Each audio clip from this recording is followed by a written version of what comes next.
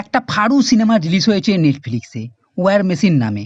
Science fiction action thriller এই cinema আপনি হিন্দি ডাবের সঙ্গে দেখে নিতে পারেন। আপনার সায়েন্স ফিকশন যার মধ্যে রোবট মেশিনের সঙ্গে অ্যাকশন পছন্দ হয় তাহলে নিশ্চিন্তে বলতে পারি এই সিনেমা শুধুমাত্র আপনার জন্য। সলিড একটা সিনেমা লেগেছে আমার।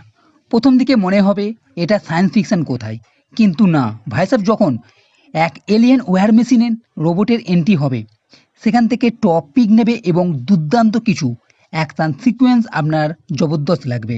তো কি আছে এই সিনেমার মধ্যে? সিন শুরু হয় আফগানিস্তানে, যেখানে স্টাফ সার্জেন্ট তার ভাইকে সাহায্যের জন্য আসে, কিন্তু তালিবানের অ্যাটাকে সবাই মারা যায় সে ছাড়া। এর 2 বছর পর 75 রেঞ্জার রেজিমেন্টে যোগ দিতে আসে। তার নাম হয় 81, কারণ তার ভাইয়ের স্বপ্ন ছিল এই রেজিমেন্টে পাস করা। এরপর নানা রকম ট্রেনিংয়ের সিন আছে যা বেশ ভালো, কিন্তু ফাইনাল চ্যালেঞ্জ পাস করার জন্য জঙ্গলের মধ্যে শেষ কিছুজনকে পাঠানো হয় এক মিশনের জন্য।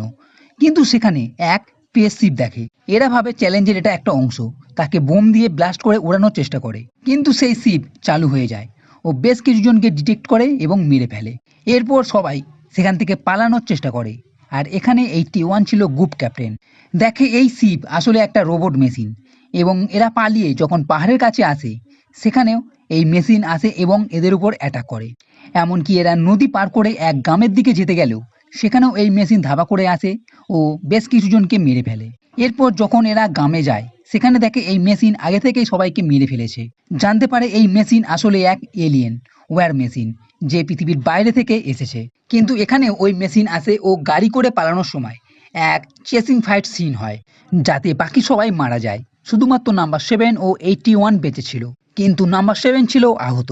তো শেষ পর্যন্ত 81 এই ওয়ার মেশিনকে কিভাবে মারবে? এই রকম অনেক ওয়ার মেশিন নাকি পুরো পৃথিবীতে এসেছে। এক দুর্দান্ত অ্যাকশন সিনেমা আপনার নিশ্চয়ই দেখা উচিত, তাই নেটফ্লিক্সে গিয়ে তাড়াতাড়ি দেখে ফেলুন। তো বন্ধুরা, এই ভিডিও যদি ভালো লেগে থাকে তাহলে লাইক করো, কমেন্ট করো, শেয়ার করো, আর এই চ্যানেলটির সাথে করতে কখনোই ভুলবে না। এই ভিডিও দেখার জন্য ধন্যবাদ।